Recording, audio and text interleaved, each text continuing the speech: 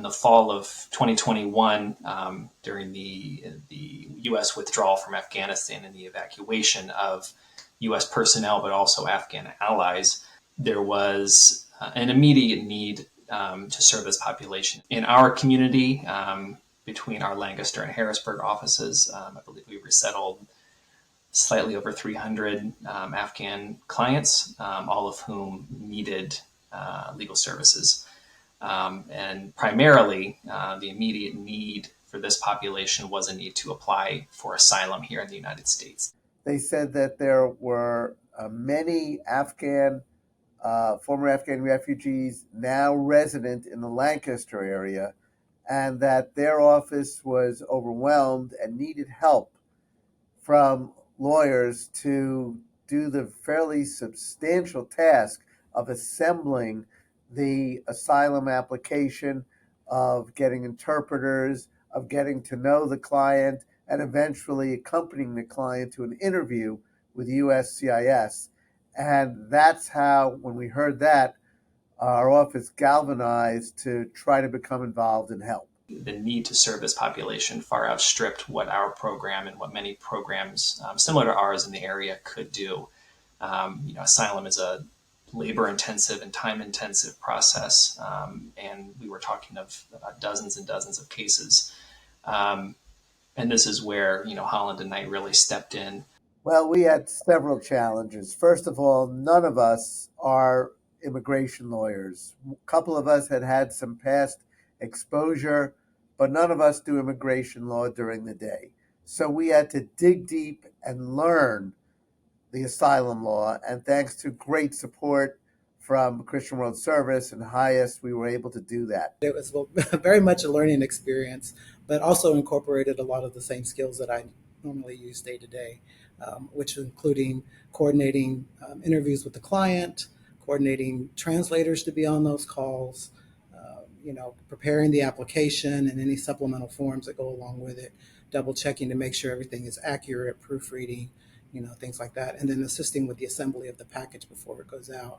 When we assembled the packages for the applications, it was very tedious. You had to make sure you had an original one of things. You had to have two of something else, original photographs, original documentation, make another additional package that had to get sent with it, time constraints, and just getting it all done and done correctly so that it wasn't rejected. Secondly, we needed interpreters. These clients are just learning English, and preparation of affidavits, preparation of briefs, other legal documents depend on accuracy.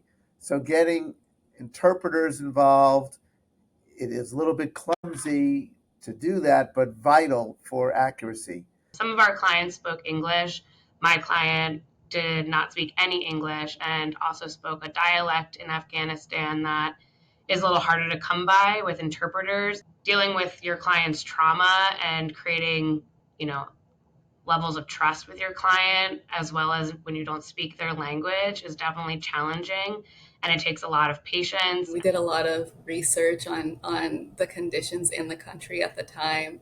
And I would say it was more emotionally taxing, honestly, than intellectually taxing, because you hear all of these stories and you want to do everything that you can for the client. But sometimes they're asking about family members who were left behind and asking these difficult questions. And it was definitely emotionally difficult. Being able to help people, the Afghan asylum refugees were helping the American government. And when the Taliban took over, they were either personally being attacked or their family was getting sought, and they were part of that.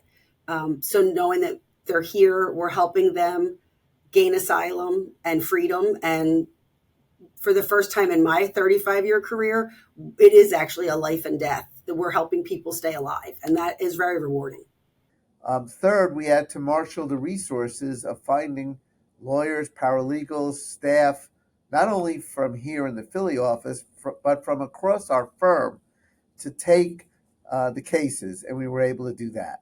Working on this pro bono asylum cases with these Afghan refugees has been a learning experience rewarding experience. The pro bono cases, the asylum work that we've been doing has been very different from my day to day, but very interesting and enjoyable. I feel very lucky to be a part of this process that's hopefully going to be gaining a lot of people access to American society that they need. Holland and Knight staff have truly taken to these cases, and they have represented our clients, our mutual clients, just as zealously as they would any other client that they're representing through the course of their work at the firm. This is an approval of the asylum application of the client that my team worked on, and this took over a year to obtain. We've just submitted our second application for our second client. Our first application, our client has already been granted asylum, which was great news, and we're hoping to get such favorable results with the second one. I think getting a favorable decision was definitely the biggest reward.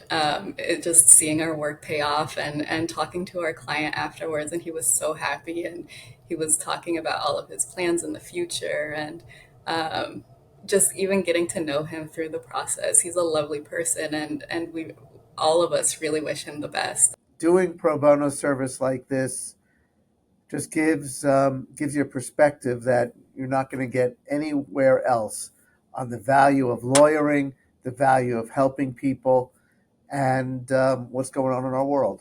Congratulations to Holland and Knight for winning the Philadelphia Bar Foundation's 2023 Pro Bono Award, and it is well earned. Thank you, Philadelphia Bar Foundation, for awarding Holland and Knight the Pro Bono Award. On behalf of Holland and Knight and from the Dallas office, I'd like to thank the Philadelphia Bar Foundation for giving us this most honorable award. We're excited to receive it and looking forward to continuing to doing great, good work. I want to say thank you to the Philadelphia Bar Foundation for this award. We're excited to do the work that we're doing, and we look forward to continuing to do the asylum work. I want the Philadelphia Bar Foundation, its trustees, and staff to know how appreciative we are at Holland and Knight for this recognition. We didn't do this to get recognized, but to have your support and your recognition is a shot in the arm and something we'll appreciate forever.